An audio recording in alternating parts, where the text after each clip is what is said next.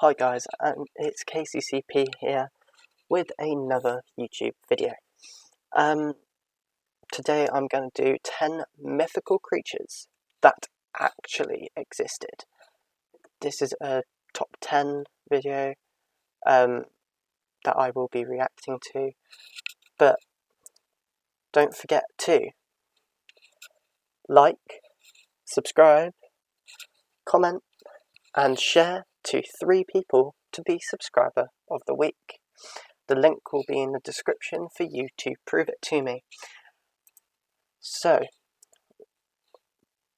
I think we're getting there with the amount of people watching my videos that are subscribed and aren't subscribed. So, I did look at my stats, and the number of people who aren't subscribed watching my videos slowly is going down, and the number of people subscribed is slowly going up. So share it to 3 people, and that number will go up greatly, which means I will have more enthusiasm to make more videos for you guys to watch, because I get to the evening and I'm like, should I make one? Yeah, go on then. And then I go and do it. And because a couple of people have messaged me saying your videos really help at the end of the day, which is good, is what I want it to do, help people out. So this is the video we will be watching, and if I activate this camera, this is a new thing that I'm trying, I should be visible for you guys. So let's get into this video. Who doesn't love a good bedtime story? The thing is, if any of these monsters we are about to tell you about are in the story, I guarantee they would occupy your nightmares. Today we're going to be looking at 10 mythical sea creatures. Number 1 is the granddaddy of them all, so make sure you stick till the end. With all that said and done, let's begin, shall we? Number 10. The Sirene Croin. Let's start this list off with a sea monster that, if you aren't Scottish, you've probably never heard of before. In Scotland, this monstrous sea creature is known as the Sirene Croin, and it reportedly loves to terrify its victims before gobbling them up in a single bite. It has been described as a water dragon or sea serpent type of creature, of a humongous size and an even bigger appetite. Local legends state that this animal is so voracious that it can consume up to 7 whales in one sitting. Another aspect that makes this legendary creature even more terrifying is its ability to shapeshift. Curiously, it uses its shapeshifting ability to transform itself into a smaller fish, usually silver in color, small enough to fit into the palm of your hand. It's not really known why such a large, ferocious monster would go out of its way to camouflage itself as something infinitely more valuable, but I personally think that it's the creature's hunting strategy. If, in its tiny form, is caught by an unsuspecting fisherman, it would suddenly transform back into its original terrifying state and swallow the fisherman whole. Before we move on, I've got a little challenge for you that'll take 5 seconds to complete. So here's the deal. You just leave a like on this video, smash that subscribe button and hit the notification bell, and you will get 25 years of amazing luck. Try it. It really works. Oh, it really works. Okay. If you do it to mine, it really works. Number you get 9. Even longer. The Jangu. To put it simply, the Jangu is the African version of the mermaid. They are described as nearly identical to the more popular merfolk with a few slight differences. They are said to have dark skin, have long woolly hair, and wide-gapped toothed smiles. They are also said to be very fond of wearing jewelry. That is, if they don't hamper their swimming, obviously. They are further differentiated from mermaids by how they are perceived by locals. They live in rivers and the sea and are said to bring good fortune to those who worship them. They are also reported to be able to cure disease and act as intermediaries between worshippers and the world of spirits. For this reason, a Jangu cult has long enjoyed popularity among the Duala peoples. Among the Bakweri, this cult is also an important part of a young girl's rite of passage into adulthood. Number 8. Wow, okay. The Kappa. Turn your designs into profit with Printful. Place them on any of our products and sell them on the From Africa, we now fly over to Japan, where exists a sea creature who was formerly feared but is now celebrated in pop culture. The Kappa is a water imp that was known to inhabit bodies of water in Japan. This terrible little creature was known to have a humanoid body with superhuman strength and terrifying speed. They were known to wait by the edges of water and sometimes in bathroom toilets for victims to come by. At this time, they would pull their victims into the water and drown them in order to steal their shiri, a person's life force. Women were sometimes able to survive a kappa attack, but they would often be sexually assaulted by the beast because the kappa gained sexual pleasure from being able to touch the shiri. But in modern times, that fear has greatly dissipated, and the fearsome kappa has been turned into a local mascot. The Kappa Matsuri is a Japanese festival in honor of the mythical kappa. Getting really annoyed with this. Today it's just had so many adverts, so many things popping up on my screen that it's ridiculous.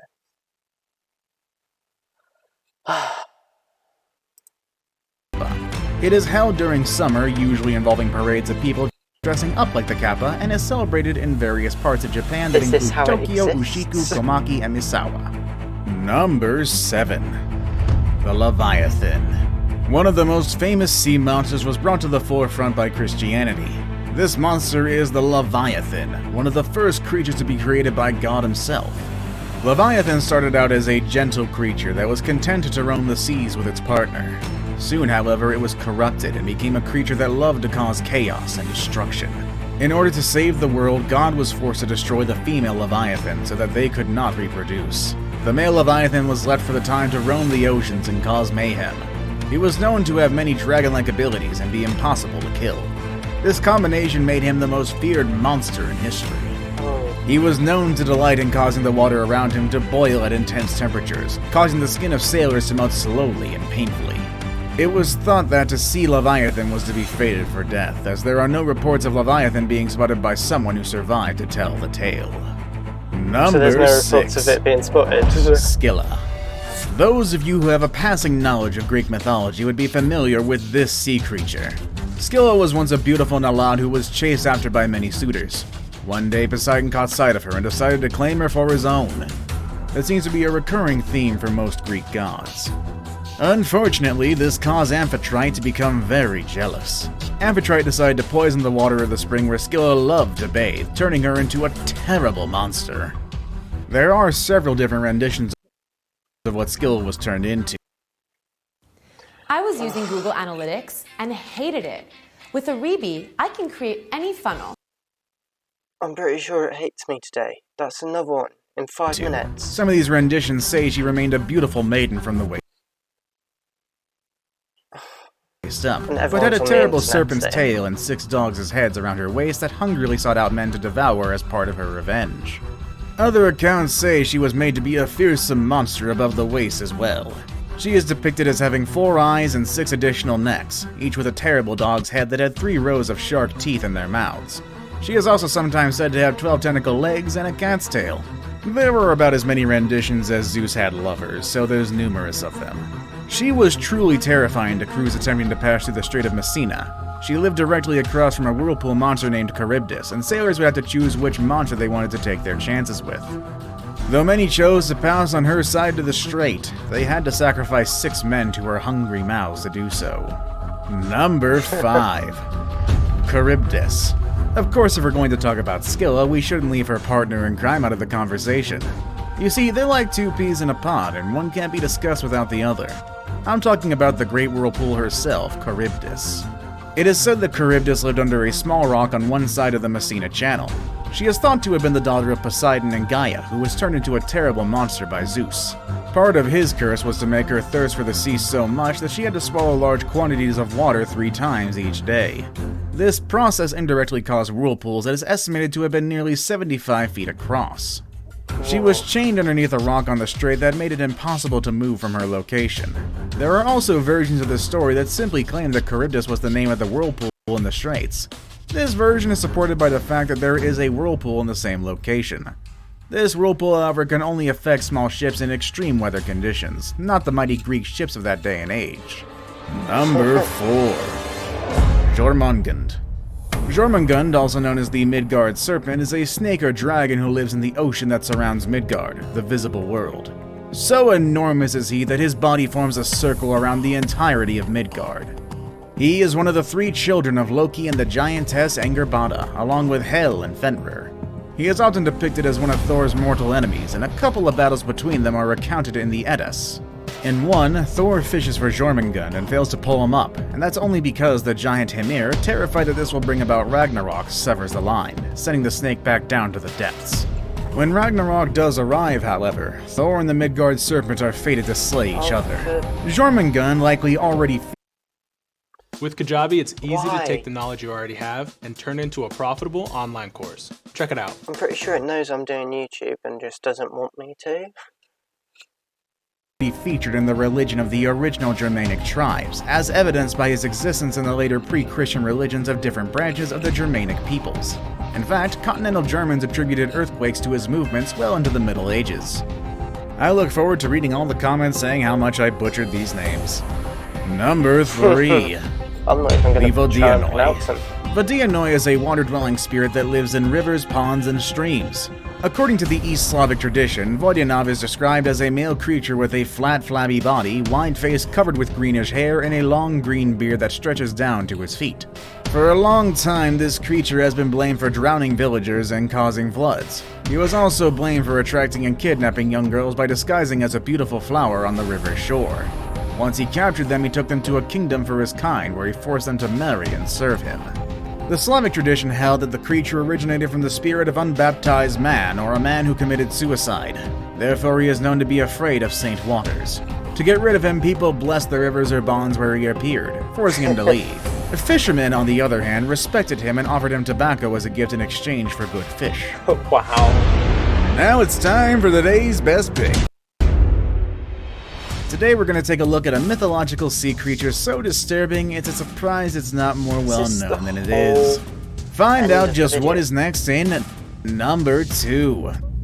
The Umibozu. Perhaps the most terrifying sea monster in Japanese mythology is the terrible Umibozu. Though many monsters appeared when the seas were stormy or other dangerous conditions were present, Umibozu preferred to take his victims when they least expected it. When sailing along a calm sea on a day with good weather, Umibozu would suddenly cause a storm to come out of nowhere and create waves that rocked ships and terrified the passengers. Then he would rise from the sea, a black, humanoid figure with hollow eyes and an eerie smile. Should anyone speak to the monster or offend it in any way, the Umibozu would capsize the ship and claim the souls of the sailors. There was, however, thought to be an out. If the Umibozu was offended by a human, it would ask for a barrel. Then it would use this barrel to fill the boat with enough water to drown it and kill all sailors aboard. However, if a smart crew was able to give the Umibozu a bottomless barrel, it wouldn't be able to scoop up any seawater, and the crew would at least have a chance to escape back to shore. Number 1. Oh,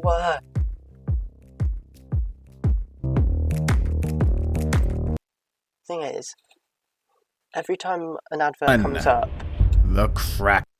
every time that comes up, so that's 4 times in this video that I can't get any monetization from because it's put an advert in. I get it doesn't know I'm doing a YouTube video, but it still gets on my nerves. It gets in the way, and it means that I've now got to snip that out later without an editing software, which can't be done. The Kraken is an infamous sea monster who was known to terrorize sailors off the coast of Norway. This enormous beast was thought to release a substance made up of its previous meals into the water when it wanted to feed. This would cause an impressive amount of fish to flock up to the area in order to feed on the bait. When enough fish had gathered, the Kraken would reach up and swallow them all, then fall into a deep sleep while it digested the food. When sailors first realized that fish were drawn to a particular area at certain times when the Kraken was feeding, they would attempt to sail overhead and drop their nets to skim off the Kraken's food source. This greatly upset the Kraken, causing it to sink the ships and eat the sailors. Whenever a ship tried to steal food from the beast or bothered it in general, the Kraken would create a terrible whirlpool and raise its tentacles out of the water to capsize the vessel in question. It is sometimes hypothesized that the tale of the Kraken was inspired by sightings of giant squid. This is partially because of the description of the anatomy of these creatures, and partially because giant squid are known to use similar hunting methods. Fair enough. Which mythological sea creature intrigued you the most? Let us know in the comments section down below. Okay, so you have now seen the video, so